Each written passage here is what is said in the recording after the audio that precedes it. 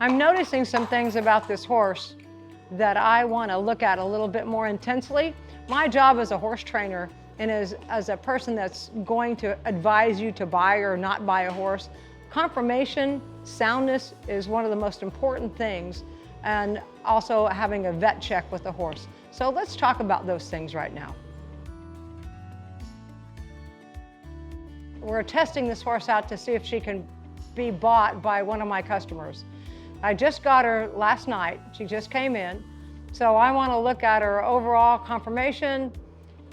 How does she look in terms of being ready to show, and how does she feel on a cow?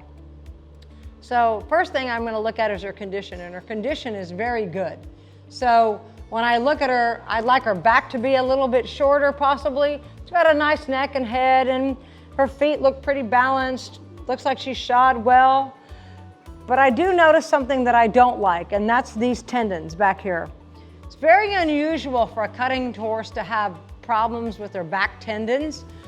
You don't see that very often. That's more of a jumper or an injury that you see with racehorses, not so much with cutting horses. We have more hock and stifle issues.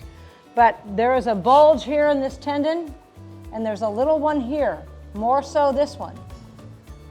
So before I would ride this horse, I would want a professional veterinarian to go over her, because there's no sense in us buying a horse that's not going to stay sound. The girl that's looking to purchase this horse wants a horse that she can go compete on immediately, doesn't want to wait for any kind of rehab, and we certainly don't want to buy somebody else's problem. So we're going to make an appointment with the licensed veterinarian, which I would never buy a horse without doing that. You have to know what you're getting into when you purchase a horse. Those people that make mistakes, that buy horses with bad x-rays, or don't get them pre-purchased, you're in for a problem if you don't get ahead of it. It's expensive to get a vet check done. Like if I have this horse's hocks, stifles x-rayed, ultrasound her tendons, x-ray her front feet, which is what I usually recommend doing, we're looking at in excess of $1,000. And you think, oh my God. So I don't care if you pay $1,000 for a horse, that $1,000 is well spent. The initial cost of a horse is nothing compared to the maintenance and the cost of keeping one. To have this horse in training, a minimum of $1,000 to $1,500 a month plus shoeing.